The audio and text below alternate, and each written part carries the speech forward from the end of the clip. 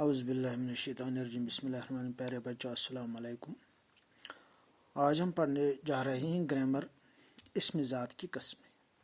اسم ذات کی 6 قسمیں ہیں۔ نمبر 1 اسم تصغیر۔ اسم تصغیر وہ اسم ہے جس سے چھوٹائی کے معنی مراد لیے جائے۔ اسم تصغیر ہسا گو سہ اسم یتھ مز ہسا أسۍ کٲنٛسہِ کانٛہہ لۄکُٹ مانون مراد نِمو، مثلاً پگڑی، پیالی، پہاڑی، باغیچہ۔ نمبر 2 اسم مکبر وہ اسم ہے جو بڑائی یا بڑا پن کو ظاہر کرے۔ اسم مکبر ہسا گو سہ اسم یتھ مز ہسا بڑائی یا بڑا پن ظاہری کرنا، مثلاً شاہکار، شاہ تیر، شاہراہ، مہاراجہ۔ اسم اعلیٰ وہ اسم ہے جس سے اوزار یا ہتھیار کے معنی مراد لیے جائے۔ اسم اعلیٰ ہسا گو سہ اسم یتھ مز ہسا اوزار یعنی آسان چھ تبر، شڈاخ وغیرہ تم ہتھیار معنی مراد دن، مثلاً چھری، چاقو، بندوق، کھنجر، تیر۔ اسم ظرف وہ اسم ہے جس سے وقت یا جگہ کے معنی مراد لیا جائے۔ اسم ظرف ہسا گو سہ اسم یتھ مز ہسا وقتک یا جائے ہند معنی مراد نمو، مثلاً باغ، مدرسہ، صبح، شام۔ اسم صوت وہ اسم ہے جو کسی جاندار یا بے جان چیزوں کی آواز ظاہر کرے۔ اسم صوت ہسا گو سہ اسم یس ہسا کنس جاندار سند یا بے جان چیز سند آواز ظاہر کرے، مثلاً میاو میاو یہ چھ کران برٲر، میں یہ چھ کران بکری کٹ، چھم چھم یہ گو بارش ہند آواز۔ اسم استفہام وہ اسم ہے جو سوال پوچھنے کے موقع پر استعمال کیا جائے۔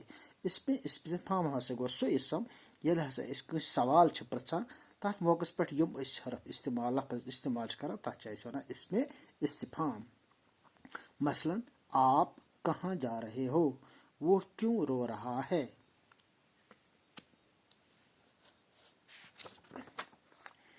اس کے بعد ہے اسم ظرف کی 2 قسمیں ہیں۔ نمبر 1 ظرف زمان، نمبر 2 ظرف مکان۔ ظرف زمان وہ اسم جس سے وقت یا زمانہ کے معنی مراد لیا جائے۔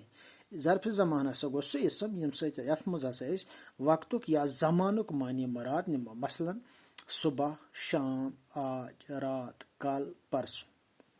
ظرف مکان وہ اسم جس سے جگہ یا مقام کے معنی مراد لیے جائیں۔ ظرف مکان ہسا گو سہ اسم یتھ مز ہسا جائے ہند یا مقامک معنی مراد نمو، مثلاً گھر، باغ، میدان۔ اس کے بعد ہے اسم استفہام کی 3 قسمیں ہیں۔ اقراری، انکاری، استنجاری۔ اقراری وہ ہے جس میں بات کا اقرار ہو، یتھ مز ہسا کتھ ہند اقرار آئے، مثلاً میں نے لکھا تھا، میں نے کہا تھا، اقراری۔ انکاری وہ ہے جس میں کسی بات سے انکار پایا جائے، یتھ مز ہسا کن کتھ ہند نکار گژھِ، انکار گژھِ، مثلاً آج کل پڑھے لکھے لوگوں کو کون پوچھتا ہے، یعنی کوئی نہیں پوچھتا ہے، وہ انکاری۔ استنجاری وہ ہے جس سے ہم خبر یا اطلاع حاصل کرنا چاہے۔ استنجاری ہسا گو سہ یتھ مز ہسا کانٛہہ خبر یا اطلاع حاصل کرو، مثلاً رسالہ کب نکلے گا، تم کیا کر رہے ہو۔ اس کے بعد ہے بناوٹ کے لحاظ سے مصدر کی 2 قسمیں ہیں، مصدر اصلی اور مصدر جعلی۔ وہ مصدر اصلی وہ مصدر ہے جو اصلی اور بنیادی مصدر ہو۔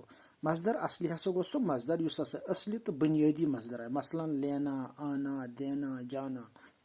مصدر جعلی وہ مصدر ہے جو 2 لفظوں سے مل کر بنا ہو، خواہ ایک لفظ غیر زبان کا بھی ہو۔